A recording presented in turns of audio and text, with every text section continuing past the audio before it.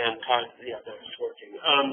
So we left Van Gogh happy in Arles in sunny Provence. But as we all know fairly well, this won't last, right? Van Gogh is a deeply disturbed person. And we had a chance to read about that in the Irat Waziutinski article for today on Van Gogh's olive trees and cypresses, his images that consumed him as a theme after he checked himself into an asylum in early 1889, or late spring 1889. But we've seen up to this point that he'd gotten out of Paris, he felt kind of overwhelmed by the big city, coming from often cloudy and rainy Holland. Provence must have seemed like paradise. And when he first gets down there, as the reading for today talks about, he focuses on subjects that are traditionally Provençal, right? Traditionally from Provence. And in particular, share themes with some of the writers that are championing the traditions of Provence. And we've read about this before.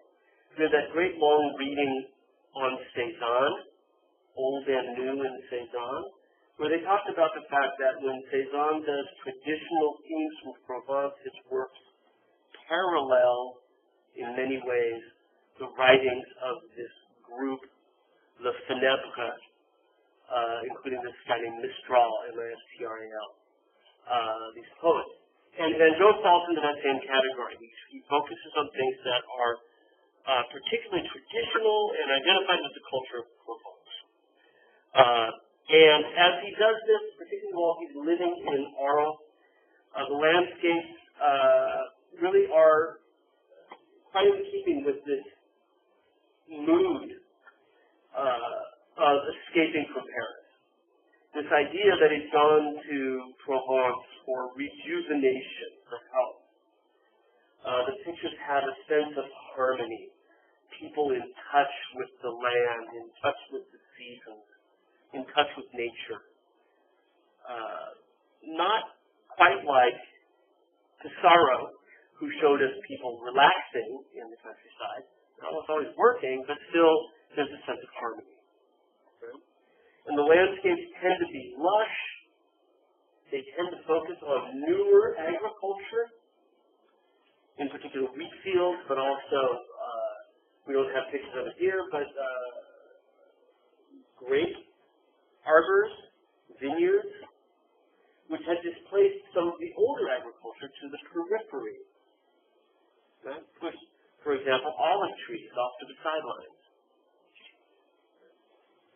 And focus in many ways on the cycles of the seasons.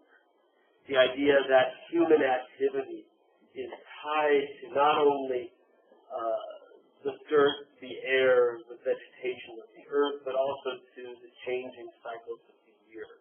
That's harmony, right? And so while he's first in Arles, this is the focus of his work. Right?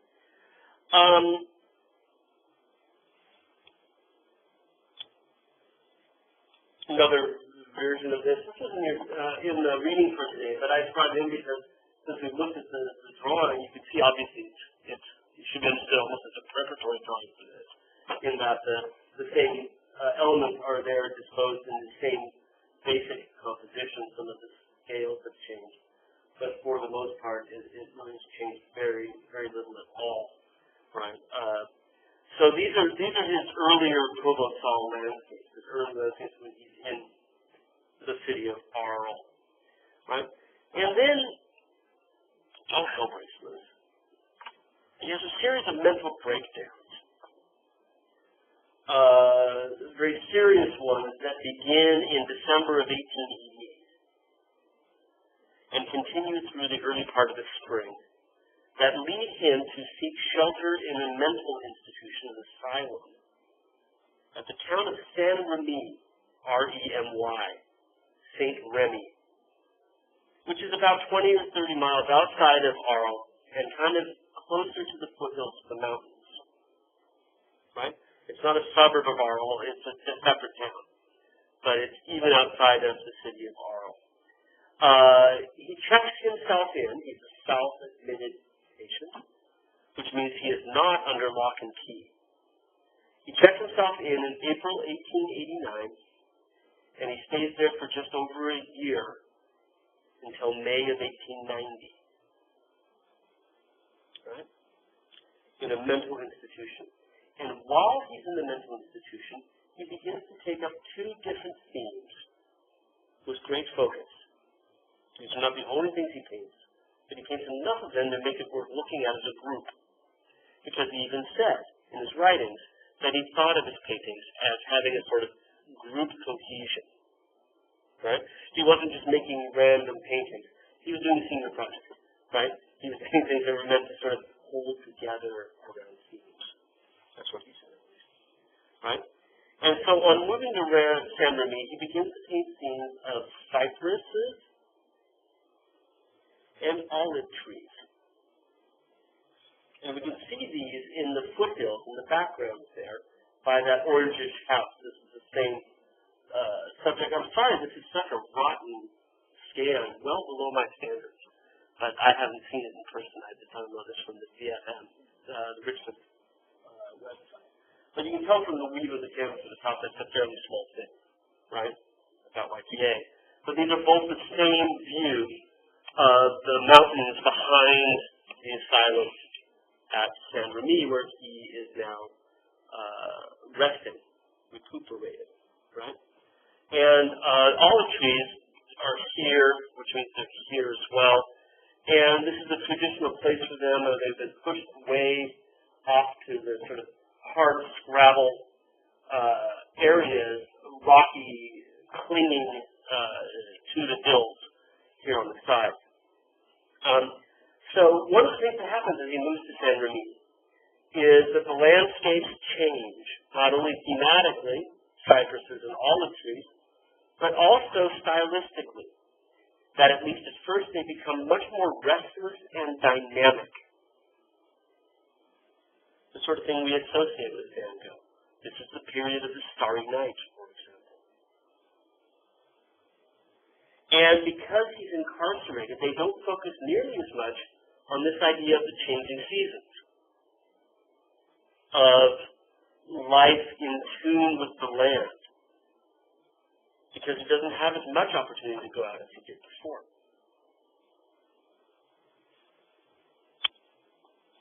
And so they often focus on these images. I think this one was in the reading of this is in MoMA in New York.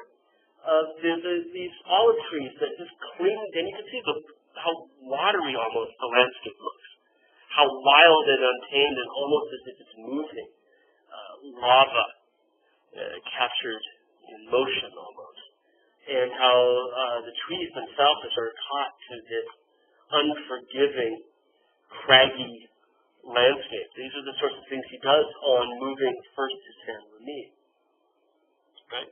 This is the original rougher environment for these olive trees. And what the article suggests is that these very emotional, expressive landscapes, and they're much more emotional and expressive than the things we've seen up to this point. Those sort of quiet communing with nature, quiet work in the fields, man taming, and lush horticulture. They're these wild, moving, pantheistic, alive landscapes. Even that tree up, or that cloud up above, right? What the text suggests, what Juraj Waziutinsky suggests, is that this is a sign of spiritual longing.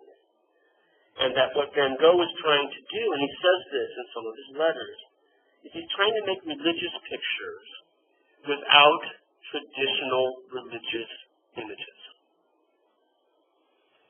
That he sees these more expressive and emotional landscapes as having a spiritual quality. They are less faithful to observation. Many of them are put together from different things that he saw that are then cobbled together into a particular composition. And he talked about them as being exaggerations. That's a word that Van Gogh uses for them. He says, like old woodcuts. He means old, expressive woodcuts from the Middle Ages. In other words, these are meant to be religious images without the religious figures. So if we think about olives, can you guys think of a biblical scene where olives come into play? Anybody know their Bible out there? It's New Testament too. No? The night before he was captured, Christ went to a garden, the Garden of Gethsemane, which was on the Mount of Olives, the Olive Garden, where he took three of his most trusted apostles, prayed to God, said basically like, look, this is gonna hurt. So if it's your will, could this please just not happen? He says, let this cup pass from me. Garden of Olives, right? And he had painted Christ in the Garden of Olives twice in his career.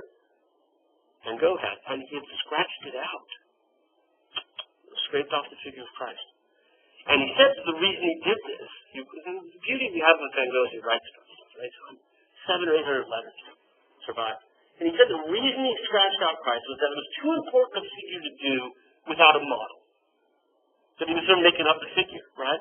Off the top of his head. So he didn't want to mess up Christ, right? So he scratched him off. And he also said that he had been, at that point, 1889, he had been receiving pictures from two artist friends who were working northern France, in Brittany. Right? This was Paul Gauguin, who you might know, very famous Paul Gauguin, and slightly less famous, but a colleague of Gauguin's named Émile Bernard, or Bernard in French. And they were sending him either drawings or photos of paintings that they had been doing of religious themes. In particular, Christ in the Garden of Olives, Christ in the Garden of Gethsemane. And Van Gogh hated them. He said, how can they paint an olive garden when they haven't ever seen an olive garden? Right? You need to observe nature to paint it. And here they are in Brittany where olives just simply don't grow. And they're having the audacity to paint these things. And he's furthermore, ever since he's gotten to Provence, he's really gotten into this idea of painting what you see. Right? So he's sort of critical of them for having done that, right? For having painted these things without having seen them. And he begins to paint these images of olives, olive trees, growing in the wild, which are meant to have the same sort of emotive impact. His perhaps agony is one way of reading it. His own struggles illustrated through the style of the work, but not through the subject matter per se. Even though olive trees can grow anywhere, olive trees survive. Olive trees are old. Olive trees can be placed into very difficult circumstances and can still thrive. And for Van Gogh, that's a fairly powerful metaphor. Right? Thriving in rotten circumstances. Especially where he is at that time, living in a mental ward. Right? Trying to escape from himself in many ways. So if we compare it back, it's a very different conception of the landscape. It's a nice comparison, isn't it? Right?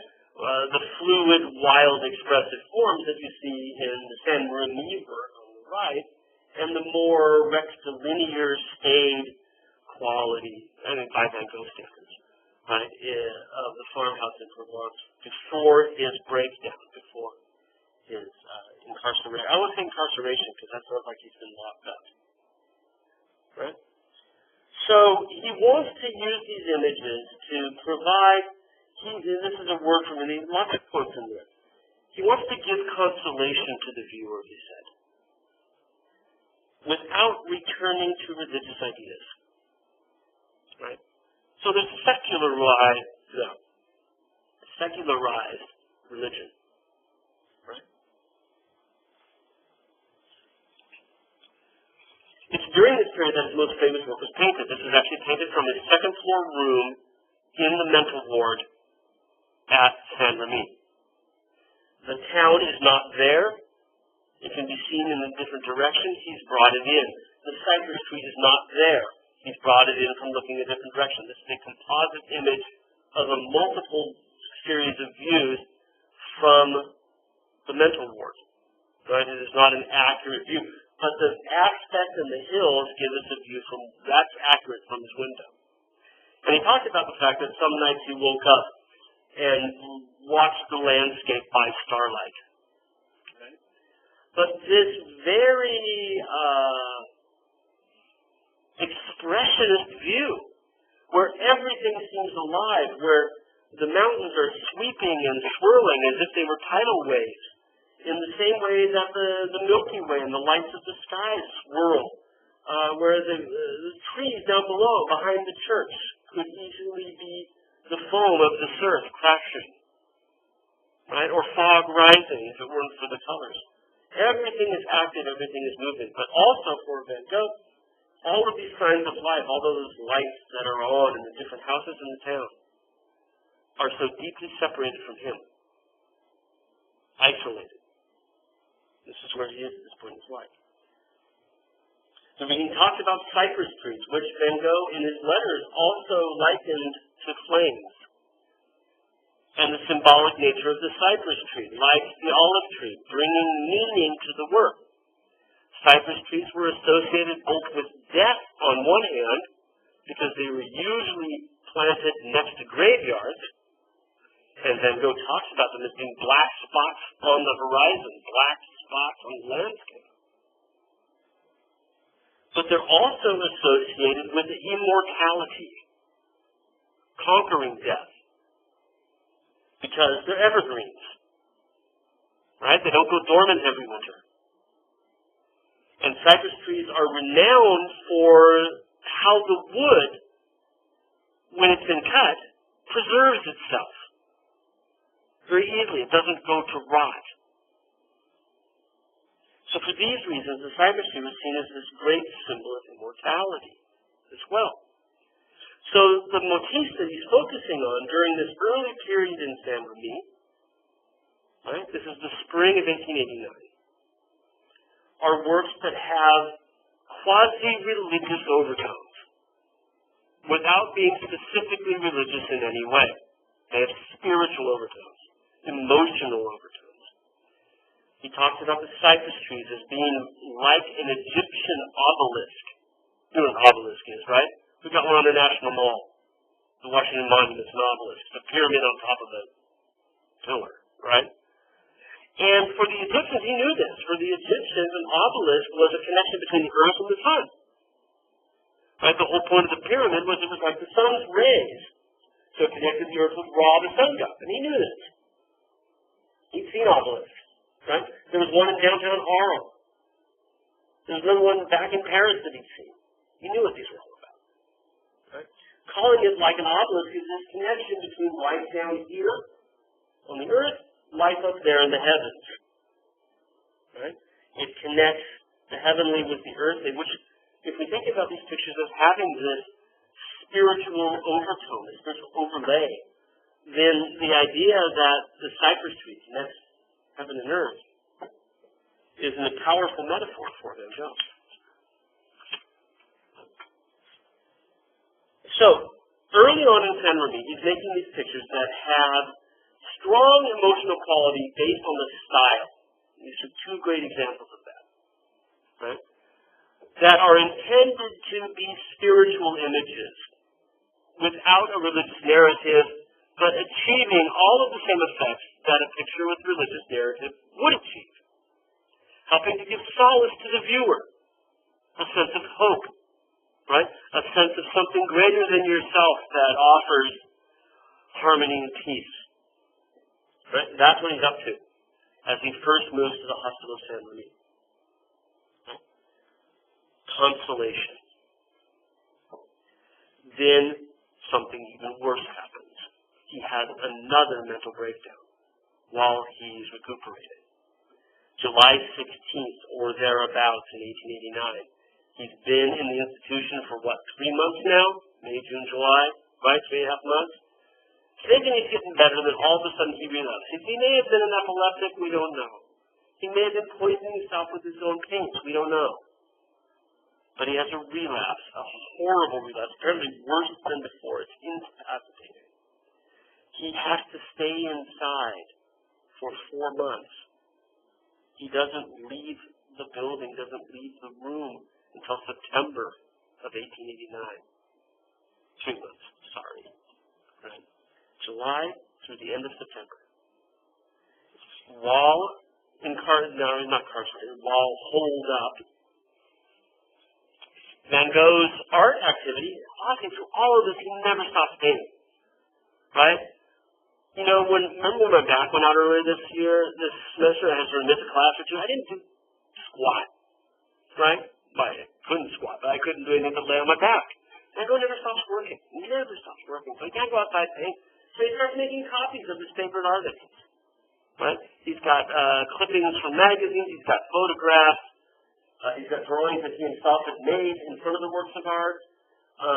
He starts to make these copies of Millet. That's Jean-François Millet. We looked at him briefly in class, the realist painter.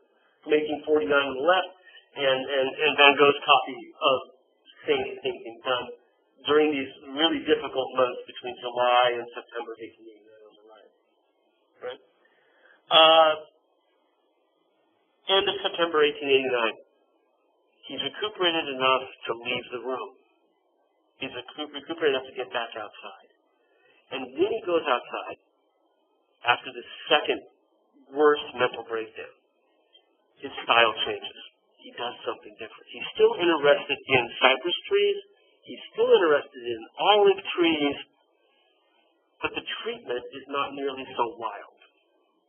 The treatment is not nearly so expressive, where the curving, sweeping, linear lines dominate every element of it. It's still linear. It still has expressive qualities. But compared to the things he did when he first got to Saint-Remy, the later works are much more mellow. And he even mentions this in his letters, that he was done doing composite images. He was done doing images that were put together from multiple views at once. He's not going to do that anymore. He is going to observe nature closely. And as he does this, he's also going to stop trying to give them spiritual or religious overtones. He's done with that too. He wants to concentrate on the natural world as the natural world. He's going to return to doing the kinds of things with the landscape that he had done when he first moved to Arles. People working the land. People in tune and in harmony with nature. Not nature itself gone crazy.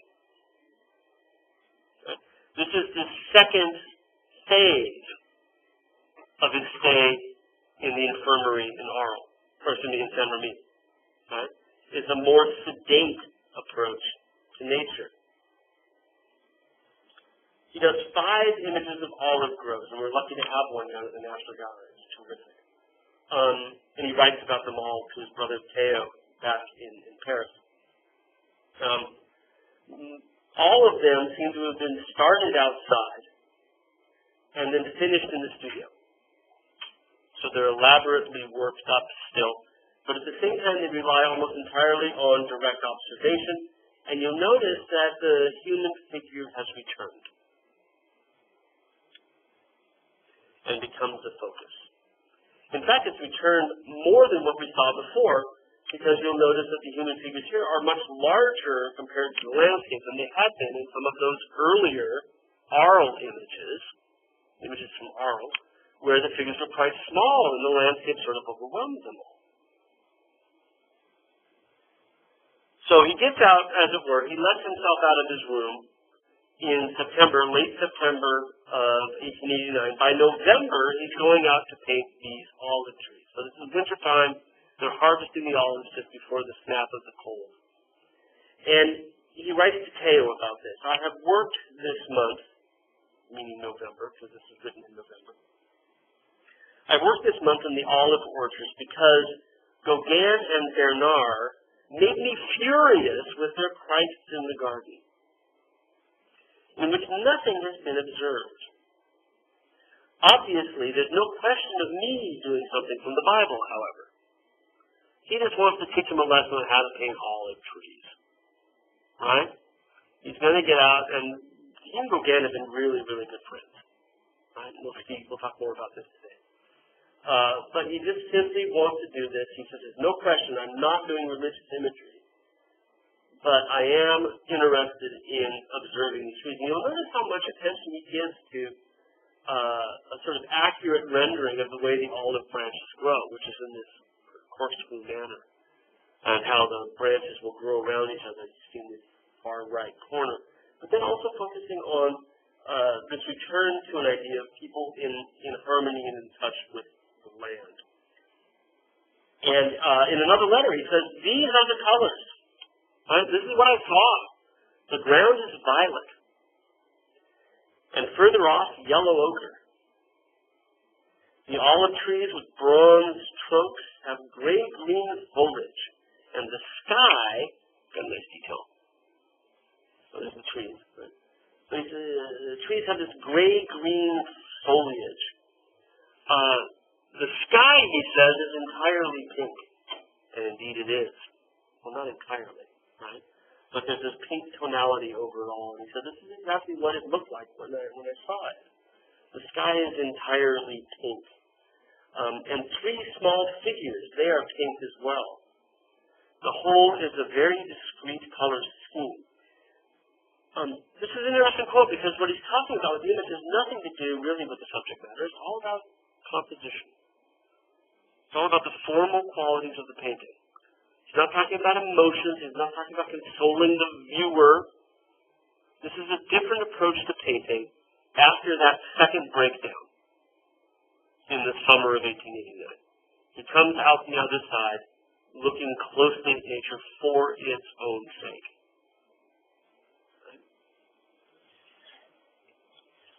Another detail of the sky. You'll notice there are flecks of green in the upper left corner.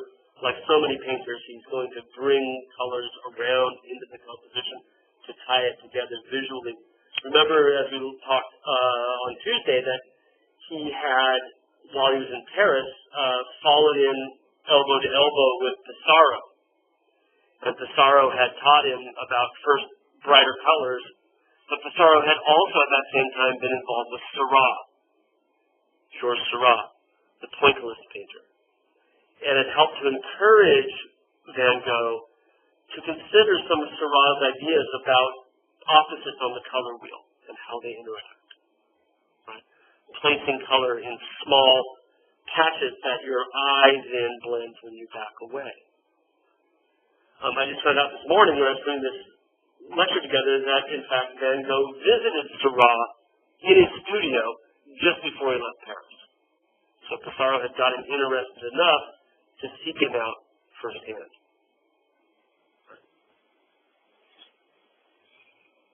Now, obviously, we have this return to human forms as well, which we don't see much of when it comes to the early works in Saint-Remy when he's really urban, right, before that second relapse. But now he's returning to the human figure in harmony with nature, these labors of the seasons, which he'd been doing when he first moved to Arles, as he's trying to become in step, in touch with his new environment. And now he's returning to it again as he's getting back out of the asylum and re-engaging with this wonderful landscape in the area around Arles.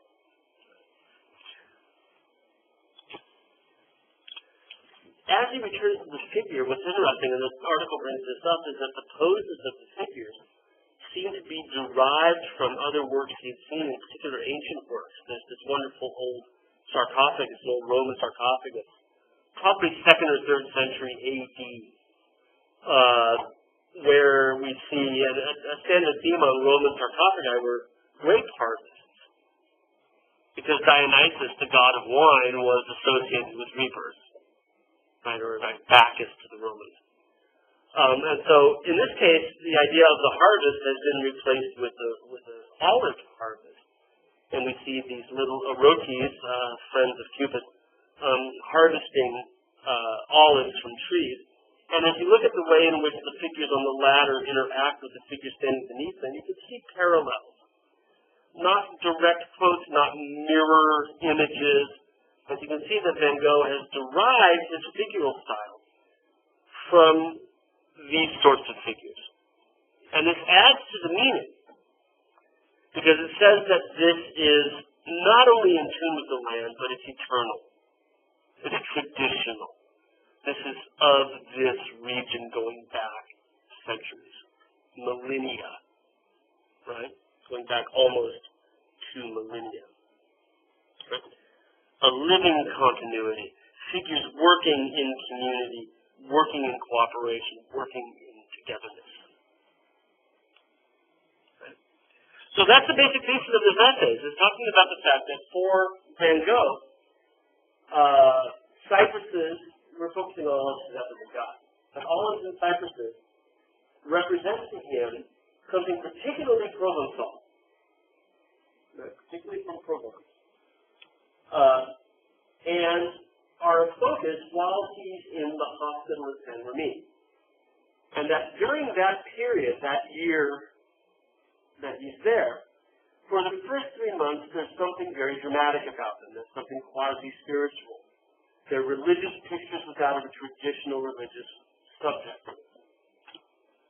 And this is because he's been working around Gauguin, who has similar ideas. Then he has that second breakdown in July. And after that, he's still interested in cypress trees. He's still interested in olive trees.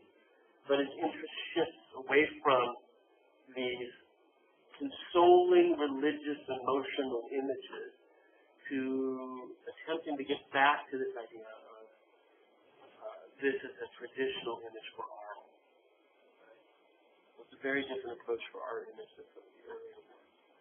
Now, I'm not 100% sure that I entirely buy it. I kind of think that the themes of olive trees as being survivors, you know, in a horribly difficult environment might still hold true for him, even in these later days. The idea that he might be a modern Christ in Gethsemane, even if there are workers there. I'm not 100% sure that entirely disappears because Van Gogh's not done being sick. You know, it's not like he's 100% better at this point. And I'd like to think that some of the emotional qualities, even if they've been toned down somewhat, might still be there. So that's just my 2 cents on it. And I'd argue that Juraj Wojciechowski is significantly more versed in Van Gogh studies than I am. I sort of always, whenever I taught this image to intro classes, I always talked about it as being the Garden of Gethsemane to Van Gogh. And I don't want to get that up yet. It's just me not wanting to break my own habit. Rewrite my intro lecture, but maybe it's time to do that. Right? Now, for our last 20 minutes and into Tuesday, what I want to do is sort of go back and pick up where we left Van Gogh off, independent from the work that's talked about in reading. Right? There's something that we've got some other works by Van Gogh that I really want to look at, as well as trying to trace the rest of his career around this mental breakdown that we talked about, the one that put him in the asylum in the first place, as well as the second one, which we've already talked about, and what happens after he gets out in May of 1890. Right? So we'll go back and sort of pick up with Van Gogh's biography, right? So, for example, I love this picture. It's really lovely. From before the breakdown, this is from probably the summer, maybe September of 1888. Remember that his first breakdown is December of 1888 into early January 1889. So he hasn't had any demonstrable mental conditions yet, although I think he's always a little bit off, right? But he's no sort of serious, debilitating breakdowns at this point. Although I read somewhere that because he was such a heavy smoker, that part of going to Provence was just to clean him out, right? And that was always a problem, emphysema. in addition to what may have well been epilepsy. Right? So here, this is part of that idea of when he first moves to Provence of trying to get deep into Provençal culture. So we have a young girl in traditional Provence costumes, that waistcoat and the blouse, with a local flower in her hands, looking ruddy, the complexion of the Provençalese, like Provençals. In this particular work, the title Musume comes from a French novel that was set in Japan, and it was a nickname that Van Gogh himself gave the picture, probably to show his ongoing debt to Japanese art, which we talked about on Tuesday, by naming her after a French novel set in Japan, even though a girl in Provençal costume has nothing to do with that novel. As we look in detail, we can see how much that training that he had gotten from Pissarro in the effects that Seurat had been working with, where opposites on the color wheel are juxtaposed, and how those opposites are meant to have emotional impact on the viewer, how much he's still working with that idea, the dress covered with these blue and orange patterns, orange dots against the blue field, that give us those exact opposites on the color wheel. Right? You'll notice that in painting it, he's never leaving things just that all of the dots have been sort of worked up as well. That he's very much interested in applying those circles of paint for the dots when he could have just been dot, dot, dot them in. All parts of it are worked out. This is at a point in his life when things are still going fairly well, right? He's happy in Provence, things are working well. He even has friends, which we don't really think about with Van Gogh having friends, but he, in fact, became really good friends with the mailman, Joseph Roulin. Sat for portraits 3 or 4 times. The one on the left is in Boston, wearing the postal hat. What's that Kodak on to go on? This is for Halloween, since he's got the beard going anyway. But there's the postman Roulin. Van Gogh was friends with his entire family and used him often as a model. And we have his newborn baby, Marcel, who was born in July of 1888, painted her 3 different times. In this picture on the right, it's as cute as a button. In fact, Van Gogh's brother, Theo, was engaged at this point. Wasn't married yet, but his wife was pregnant, or his fiancée was pregnant, Van Gogh's brother's fiancée. And when she saw this picture, after he sent it up to her, she goes, "God, I hope our baby is that healthy." So it really is the ruddy cheek, big. Although the eyes are a little psychotic, aren't they? You know, like he's, I'm going to throw this at you, right? Waiting to take his cream corn and just spill it all over the place. But again, working with these color juxtapositions, pinks and greens next to each other, which are part of his palette that we see often. And again, the way he uses alternative colors to outline things is typical Van Gogh. Let's see, go on. There we go. Painted his other son as well, little Camille Roulin. This is up in Philadelphia. So the entire family were sort of close friends with Van Gogh. Little 11-year-old Camille here. All painted during this sort of somewhat happier time of his life after he first arrived in Provence and up to the horrors that break out around Christmas time.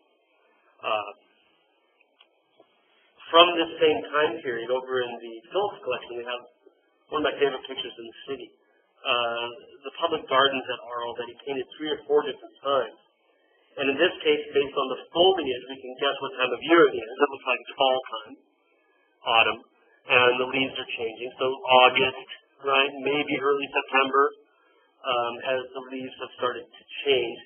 And here, a community in a public space, people going out to relax in the Indian summer warmth, but at the same time wearing long coats because the air is starting to get a bit more crisp. That's what makes the leaves turn green. And you'll notice that Van Gogh gives us this juxtaposition of the evergreen trees in the foreground with the multicolored foliage in the background. during this somewhat more halcyonic time of his life. But again, vigorous with his brushwork and the application, but certainly not as much of the crazy rolling landscapes that we will see later in his career. At the same time, many juxtapositions of opposites on the color wheel. Oranges and blues, greens and something from the red family dominate the way in which he applies color. Nice detail of the people on the street, on the path leading into the park. I've always had sort of mixed feelings about this because, even though there's not a real demonstrable breakdown on his record yet, you'll notice that everybody in the park seems to be somewhat isolated from each other. Everybody's got their own bench. There aren't people sitting together, per se, right? But rather, they're trying to avoid each other. And if we think about where Van Gogh is relative to all of this, you'll notice that he gives us that very dominant diagonal line that sort of established the boundary to the public gardens, right? This is the entrance. He's not in it himself. He's on the street looking in. And that in many of Van Gogh's works, even prior to the breakdown, we see these compositional choices where Van Gogh places himself, kind of like what Toulouse-Lautrec had done, places himself, you the viewer, in a place that removes you from the public area. The famous Night Cafe picture does this in spades. You the viewer are way over here and everybody's over there, removed from you. And it's almost as if he places the guy with the newspaper as a sentry of sorts, almost like he's a guard that blocks your easy entry into the public gardens, as if Van Gogh is already feeling somewhat alienated.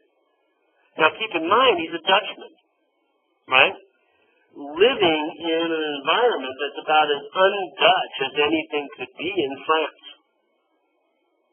Right? This is very, very different. There are Alps nearby, right? The mountains come cascading down into the ocean.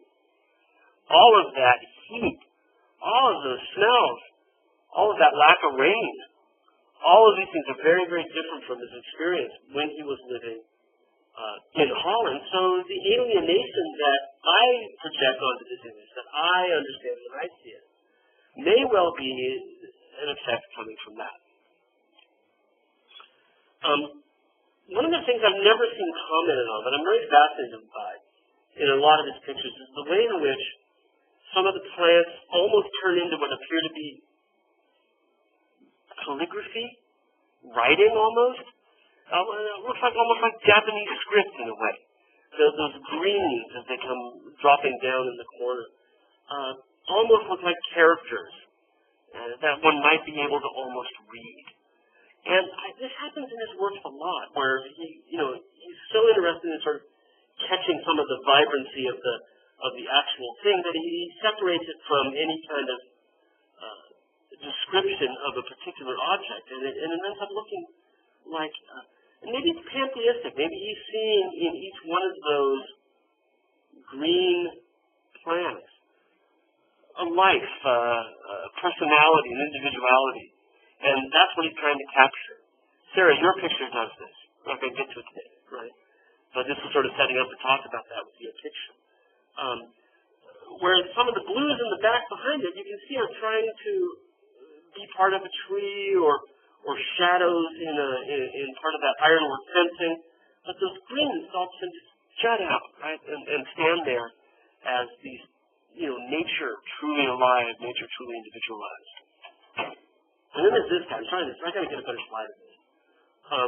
The guy standing guard, right? Right at the entryways with his legs apart like that, suggests a barrier that is difficult to cross. Not impossible, but difficult. And this is, I think, part of how Van Gogh is feeling at exactly this time, which is having a difficult relationship with the rest of the world. He bought this house in Arles. known as the Yellow House. It's right near, you can see the railroad tracks in the background, so we're right on the edge of town here. Very, very close, in fact, to the train station. And the Yellow House on the corner is Van Gogh's here. Hotel nearby, a little cafe. I'd buy that house, right? Love to have a cafe 2 steps down, you know, especially one with outdoor seating in Arles like that. He's been writing regularly to Gauguin, who he had met while he was in Paris. Please come visit, you know, you'll love it down here. And Gauguin finally arrives, actually sends letters saying, I'll be there. And so Van Gogh goes and gets furniture for the Yellow House, where they're going to stay together. Van Gogh, when he moved to Provence, his whole thing was not only sort of self-help, right? Not only his own health that he was trying to improve, but what he had hoped to do was to set up an artist colony, sort of a perfect, idyllic place for artists to work in tandem, to cooperate, and work together. And so he was going to invite everybody that he had met while he was in Paris. Sometime, you know, we'll all live in Provence together.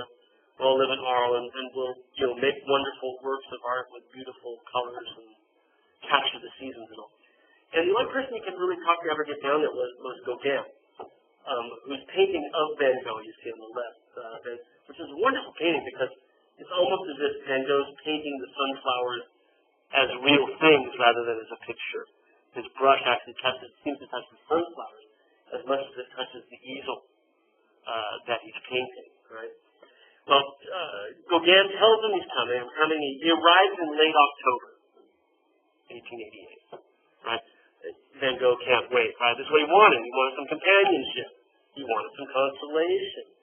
And stays there all the way through December, living with Van Gogh, working together for that's end of October, so all of November, part of December, about 6 weeks or so. I love this pair of pictures, Van Gogh's chair and Gauguin's chair, especially because Van Gogh's chair is so rooted in everyday stuff. This is what he's interested in. A wooden box with drying flowers in it, his tobacco pipe and a pouch, or pipe and a pouch of tobacco. Whereas Gauguin has books and a burning candle and another lit lamp in the background, because Gauguin is, as we'll see, much more interested in imaginative, spiritualized imagery. And his chair with the candle reflects that. These are in the Yellow House, right? Well, I guess this is how portrait, if you will, right? A portrait of Van Gogh and a portrait of Gauguin, typified through these 2 different chairs. In December, it all goes south. Van Gogh has a massive breakdown, and it seems to be triggered by 2 or 3 different things. One, I think Roulin, the postman, had been reassigned, so he's out of his life, along with the family. And then he and Gauguin are just not getting along like they had before. And there's lots of ideas as to why they're not getting along like they had before. Gauguin being too control freakish about it, trying to tell Van Gogh what to do. Certainly, I think part of it is how they're working. Van Gogh is really trying to tap into everyday life in Provence, and Gauguin is saying, no, you've got to sort of make these quasi-spiritual paintings, which is why Van Gogh does that when he gets to the asylum. And this begins to sort of push them apart. And just before Christmas in 1888, literally like days before Christmas, Van Gogh suffers a mental breakdown. Leading up to it, he and Gauguin had, living in the Red House, there's been this massive storm that came to Arles, and they couldn't leave the house, so they're inside, right? Watching the waters rise on the Rhone River, and just, watching the rain, and they can't go out, they can't paint outside. And according to Gauguin, Van Gogh came at him with an old school razor, right? The kind that flips open. How men used to shave themselves with a flat blade, right? Nothing even protected, right? There's just an open blade. And Gauguin said he came at me with the razor, and I laughed. went and took a room in a hotel, going to leave town. And at that point, Van Gogh cut off his ear. All or most of his ear. And he wrapped it up, and he hand-delivered it to a brothel that he and Gauguin used to go to. Here. Who knows why, right? And the thing is, he does all that time. He doesn't write about why he does it. We will never really know what happened. But it seems to be precipitated by this falling out with Gauguin, and the idea that Gauguin is leaving it too. He's going to be left alone in Arles. That his dreams of an artist community are gone. So anyway, he takes the ear, he cuts off his ear, takes it, delivers it, goes back to the Yellow House, and he collapses, bleeding, right? The next day, they take him to a local hospital in Arles. This is the courtyard of the hospital, which, by the way, is now a bar. You can have drinks there. My wife and I drank underneath the arcade when we went to Arles years ago, which is kind of fun in its way, right? He goes to this local hospital to be treated for the ear injury. His brother, Theo, loving brother Theo, is notified, comes racing down, catches the next train to Arles, arrives on Christmas Day. You can't make this stuff up, right? Arrives on Christmas Day to be with his brother. Gauguin left. He and Van Gogh never saw each other again after that fateful night, right? They kept in contact. They wrote to each other. And there were some plans they were trying to make about maybe doing something together, but they never saw each other alive again. Right? So he's in the hospital, Christmas time, ears all cut up, self-inflicted wound. Needless to say, they're looking at him because it's a self-inflicted wound. Okay, this is the beginning of the mental problems that will plague him for the next year and a half of his life. He's released in early January. Right? So he spends a couple weeks there in the hospital. Goes back to live in the Yellow House. While he's in the Yellow House, his neighbors get together and sign a petition to the local police to have it shut down because there's a crazy redhead living there. Right? 30 neighbors sign a petition saying, we want the house boarded up. What a slap in the butt. What rude. Right? So much for being neighborly. I don't care how crazy you are. Not in my backyard. Get him out of here, right? They call him Le Fou Rouge, the crazy red, right? Is living there. So he's evicted, right? Sadly. Our picture, this is the lesson we look at today. Well, maybe we'll just quit. This is painted sort of in this period, right? He's early 1889. He's just gotten out of the physical hospital, the medical hospital, for the ear damage. But he hasn't yet been admitted to the mental asylum, right? It's in that 4-month break between the first breakdown in Christmas and the second breakdown in April. And he actually wrote to Theo about this. He says that he wants to make a fancy landscape. He calls it chic. A chic landscape because he says, I want to make a little bit of money to sort of, recoup some of the stuff I've invested in. It's all Theo's money anyway. Theo's got the cash. So he keeps writing to Theo, give me money, I got to buy paint. Because Theo's a sort of successful art broker in Paris, right? And so, but he says, I need to make some of this money back. Because don't I have a right to sort of earn a living here? So he's going to paint a landscape that doesn't have any great meaning, but it's just kind of fancy landscape. Or not landscape, but still life. And this work, which came to the National Gallery collection about 2 or 3 years ago at all. This was in private hands up until 2 or 3 years ago. So it's a recent acquisition, knockout still life, of lemons and oranges in a basket, a pair of gardener's gloves. I was wrong about thinking those were postman's gloves. There's used gardener's gloves. And then in the background, what looks kind of like rosemary is actually cypress trees, clippings from cypresses. So that wood that never dies, right? That wood that is preserves and never rots is there as well. So this is in that, again, the biography of Van Gogh, this is in that short period of time between the first breakdown and the second breakdown when he's back on the streets of Arles, and his neighbors hate him, right?